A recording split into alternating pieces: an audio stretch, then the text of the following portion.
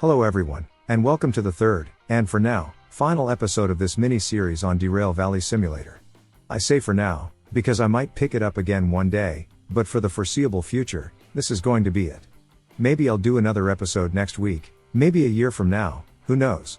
It's an amazing game, but I don't think I can do anything new with it. Maybe I can work toward getting one of the new locos, but that's about it. For now, this is where I'll leave it. But, let's talk about this episode. As I've said, this is the one where I will do a logistical haul job, which is the third and final job type in the game. Sadly, it will be a pretty lousy looking train, with only 2 cars being moved, and I will have to buy a different license to be able to do even that much. It's slim pickings at the goods factory town. Before we get started, if this is not your first video from this channel, you already know what to expect. If you want to be kept up to date, please consider subscribing, and if you like what you see, leaving a like will also help letting me know what to focus on. But enough talking, let's get into it. It is a nice clear morning sky outside, and we just finished 2 shunting jobs. Today, we can do a bit of logistics. We have some empty cars around the place, which are useless here. If we take them to another station, they can be repurposed again. We can start by sorting out the jobs we don't want to deal with right now. In normal circumstances, I would take a look at everything, but this is not one of those times. We are focusing on logistical jobs. We have 4 of them. Let's take a look. Well, that's pretty abysmal if you ask me. All of them are tiny jobs, barely even worth the paper they are printed on. But, 2 of them have the same destination, the sawmill at the southwestern edge of the map.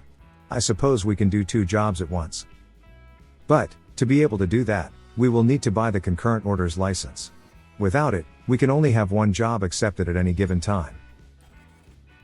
As usual, apart from the hefty license fee, we also had our co-pay and bonus times changed to reflect our new circumstances.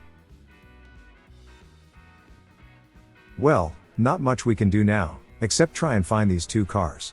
We won't be able to see the ID codes until we accept the job, but we can look for individual cars around the yard.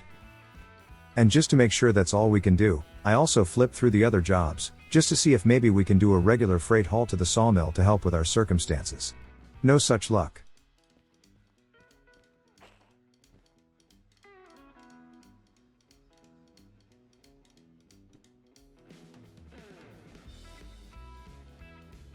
Yep, both jobs require a single car to be picked up. Okay, we have 1 at these sidings.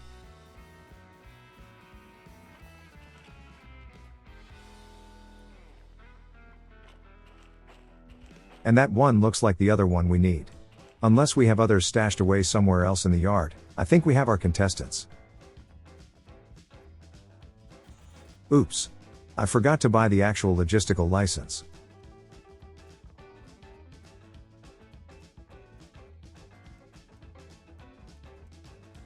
That will be another $20,000. Let's just hope we can find other jobs at the sawmill, because this pretty much drained us of our cash reserves. On the bright side, this license actually increased our bonus timer, instead of decreasing it. And our co-pay stayed the same. Little victories, cherish them whenever you can.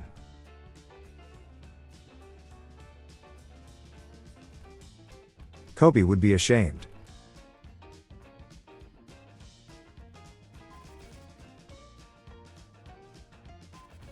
And we have our first ever double job. If you ever get more than 1 job at once, just keep in mind, you don't have to deliver both to the same station. I could have picked up the scrap iron delivery to the steel mill, since that place is right on our planned route. But let's stick to logistical jobs for this one time. Of course, before we take out the locomotive from the garage, we should check the license plates of the wagons, just to make sure those are the ones we need. Yep, we have both identified. We can start assembling the consist.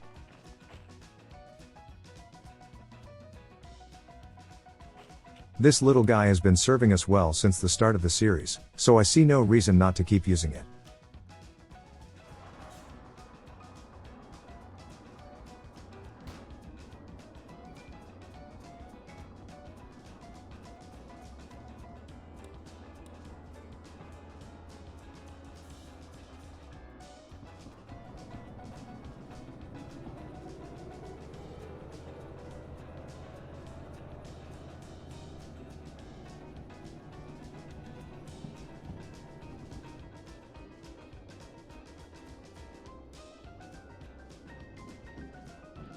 Technically, we should be careful about how we assemble the train. We should leave the cars we want to drop off first at the back.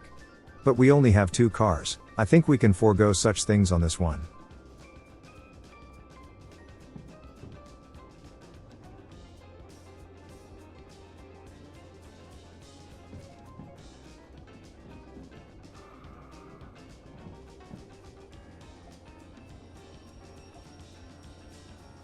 And we are lined up for the pickup. Let's back into the siding and hook things up.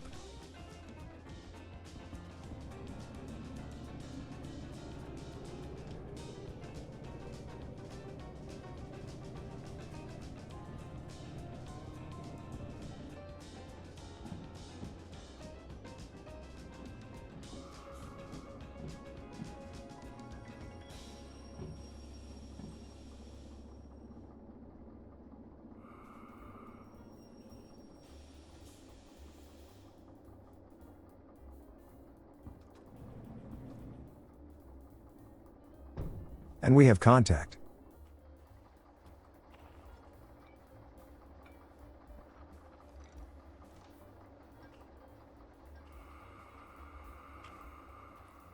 And never forget about the handbrake.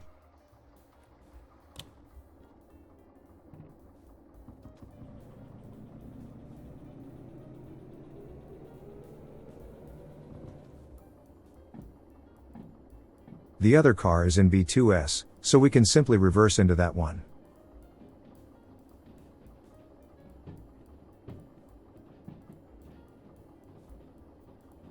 Well, the drop-off at the sawmill will need 2 different yards, but we will deal with that once we get there. Also, we should turn off the flashlight now. In fact, we should have it in our hands during daytime, just to charge up the batteries with the solar panels on it.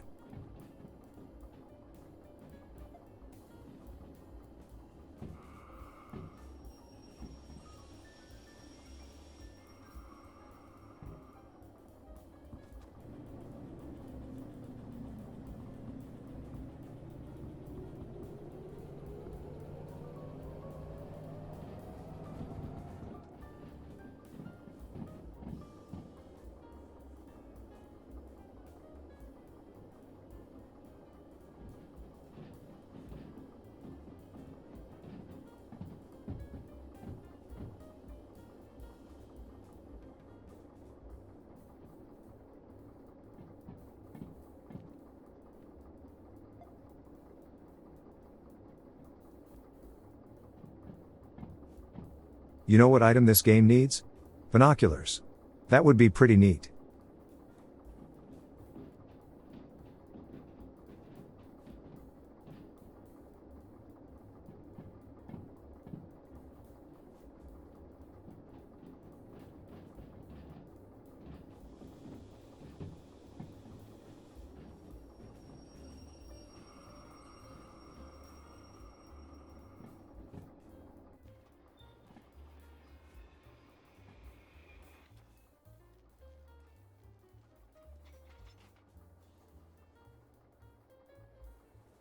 And boop.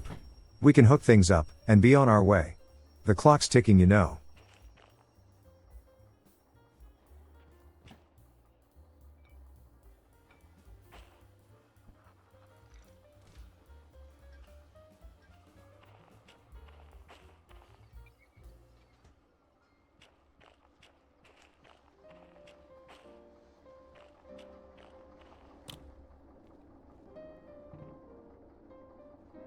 I suppose we could just go reverse the whole way, but that looks kind of silly.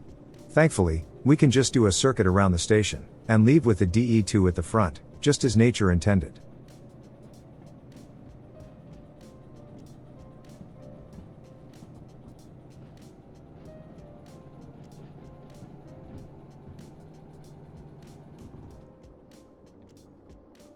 Now, about the actual route. Let's see what we are dealing with. We can go back down to the steel mill. After that, we have 2 separate routes we can take. We either go through the farm and the central oil wells, or we go south, and drive through the southern forestry station. Given our destination, I think it would be fitting to go through the latter.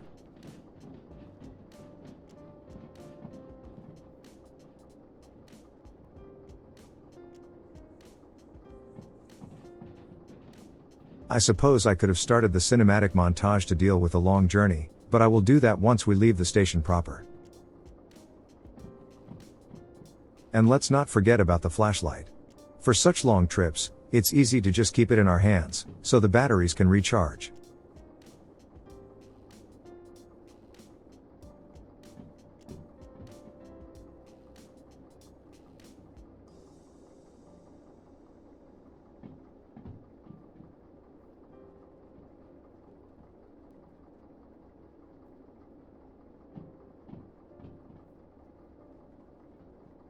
And here's platform C. We will just roll through, and head straight out of the station through the loading platform. The same way we entered.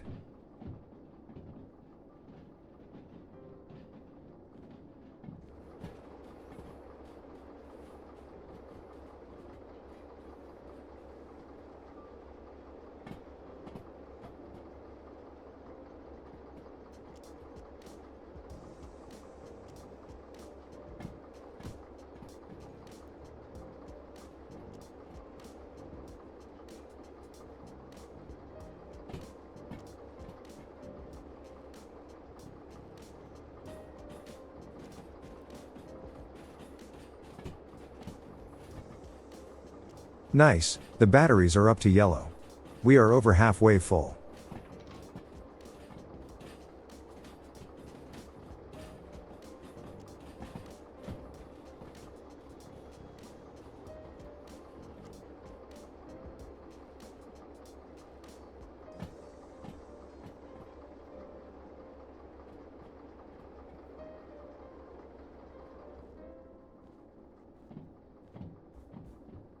At this point, we might as well start speeding up a little. We have a long trip ahead of us. Not too much though. We still have that 50 bend at the first switch outside the station. The one I almost derailed on when we first came in.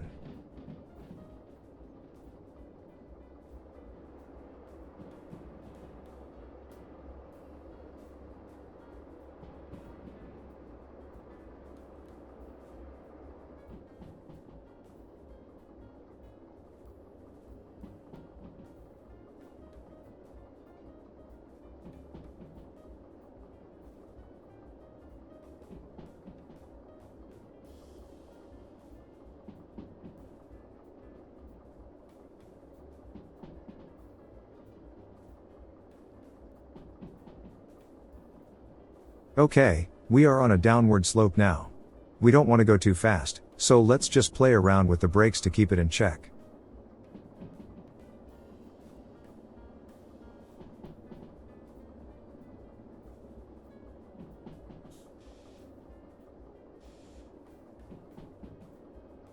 Not too much, just slow enough to get us through that T-junction down the tracks. After that, we can go wild with the throttle.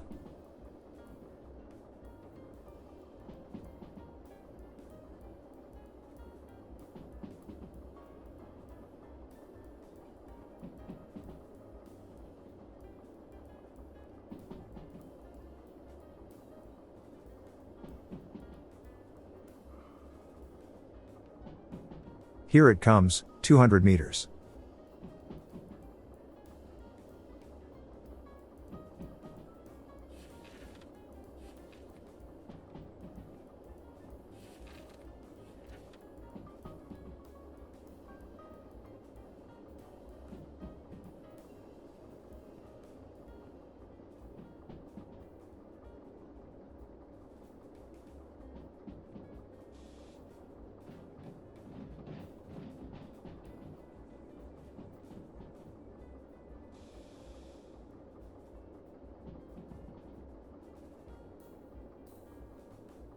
We are almost out on the open countryside.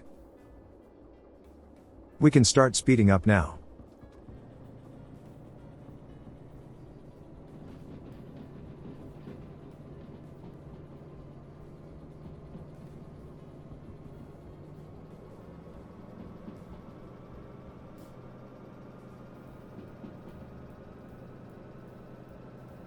Well, I think it's time to engage the montage, and I will see you at the sawmill.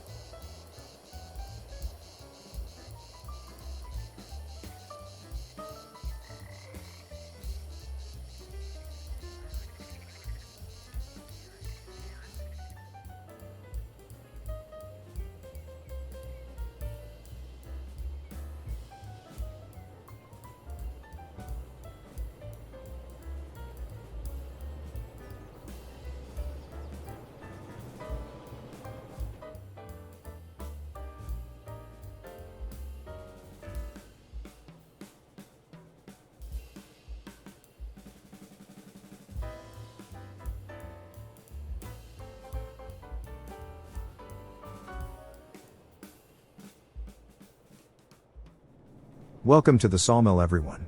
It's been a long, but thankfully uneventful journey, and thanks to the light load, we had no trouble tackling any of the upward slopes along the way.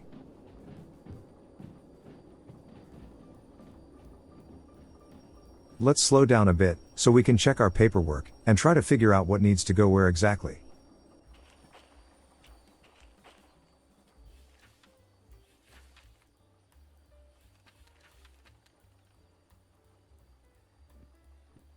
CFF 387 needs to go into platform C4S.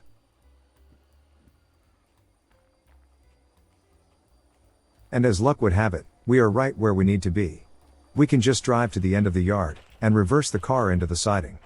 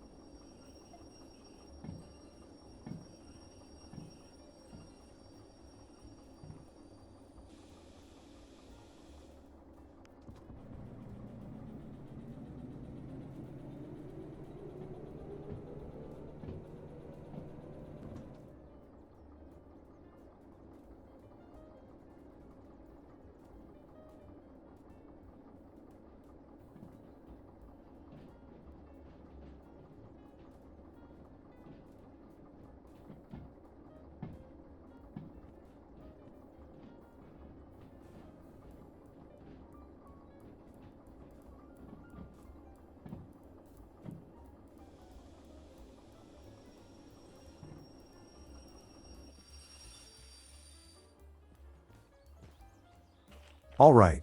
The car is in the correct parking space, we can decouple it, and deal with the next one in line. And never forget to apply the handbrake. The car doesn't count as properly parked otherwise. The other one needs to go into B1S. Let's check the station diagram. Since we only have 2 yards at this station, finding our way should be pretty straightforward. We need to go here, and then we can start reversing into the destination.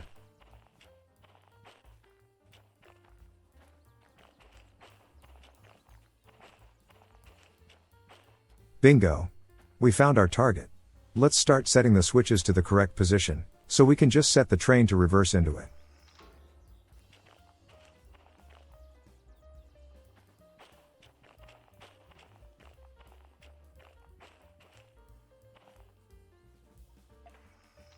No, wait.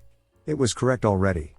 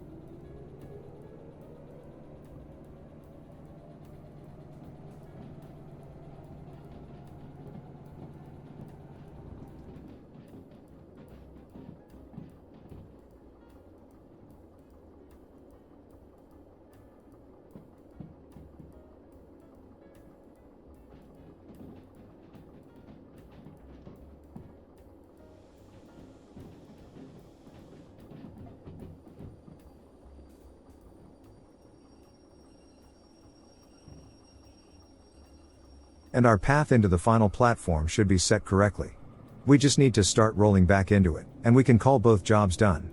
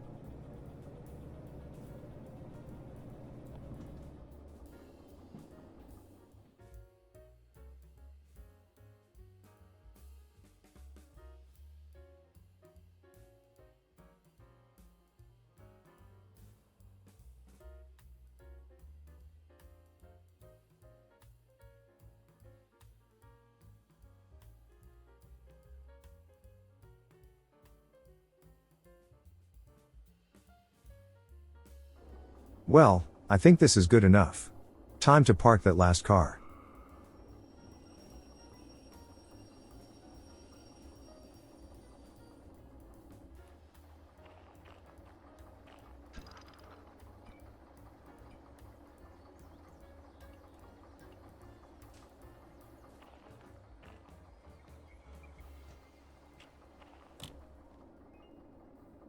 We had 100 minutes to do the job, and we should still be well below that deadline. Still, let's hand in the papers before we park the locomotive.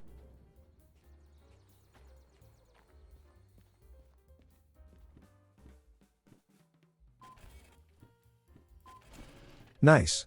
Only took us 38 minutes to do everything, so we got a 50% bonus on top of the original pay. That made an otherwise abysmal job into a relatively profitable one.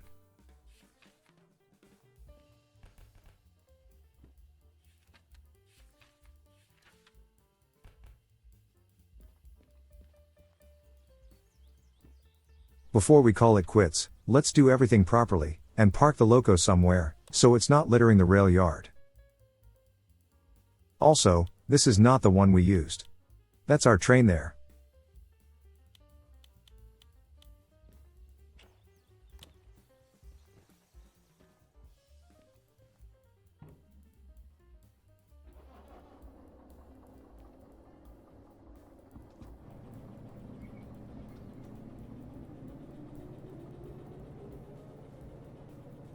The service station is right at the turntable.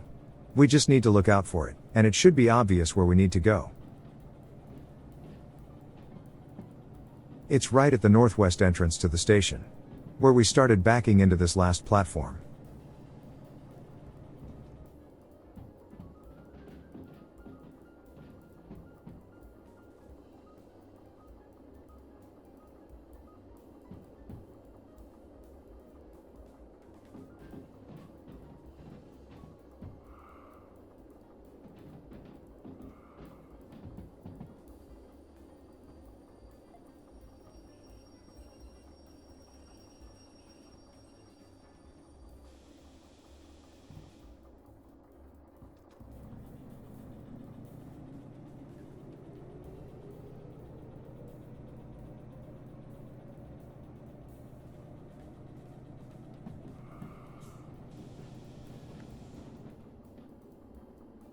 I suppose we can park next to the repair terminals.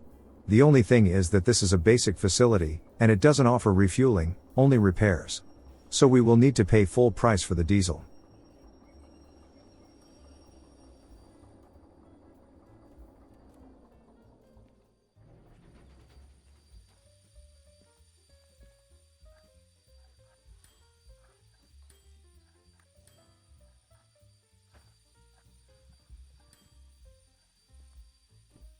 If we didn't have that bonus, we would be wasting half our paycheck on this one alone, not to mention the gas. Okay. Time to head back to the office, pay off the fuel, and we can call it an episode.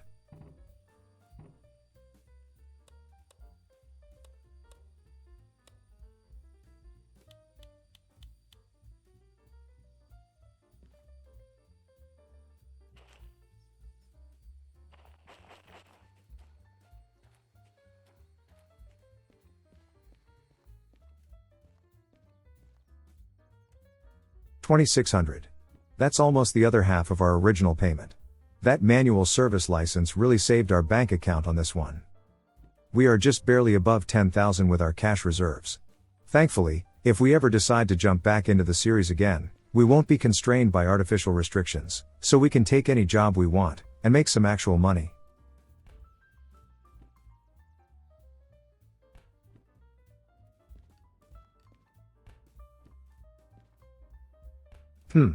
This one needs us to move 8 empty cars to the central forestry station. It's not too far away either, so that 59-minute deadline is perfectly doable. We did do that last 2 jobs under 40 minutes after all, and that was a long trip. And I think this is pretty much it for this one. At least for now. I really don't want to make any promises about when I will continue this series. I might just turn this one into one of those cinematic videos, like I did with Space Engine and Dyson Sphere program. I don't have proper gameplay recordings of those, but I did put together music videos for them, so I just might do the same with this. I might create some cinematic montages every now and then, but not really a proper Let's Play series. I can see that working for us. But, I think you have a pretty good idea what this game is all about by now. I've never been a big fan of train simulator games, they always lacked a proper campaign mode. As you might have guessed from my other videos, I am a builder at heart. I like to see things progress towards something, and this game really scratched that itch for me. I guess that's why I managed to get into the game SnowRunner so easily, after bouncing off the previous installments in that series. In Spin Tires and MudRunner, we can just play on isolated maps with a couple trucks, moving logs around. They were glorified tech demos for the mud physics. But SnowRunner had interconnected maps, a persistent game world, different jobs to do, and proper player progression. I guess what I'm saying is that Derail Valley is the SnowRunner of train simulator games. At least for me. Anyways, if you haven't done it already, I'd love it if you subscribe to the channel, and leaving a like would also let me know that this video was worth making. If you feel that it was good enough, and you can afford it, please consider going to my Ko-fi page, which you can find in the description, and donate an amount that you feel is appropriate. And if you did like what you've seen, there should be links to some of my other videos and playlists on the screen. Thank you for your support, and I'll see you in the next one.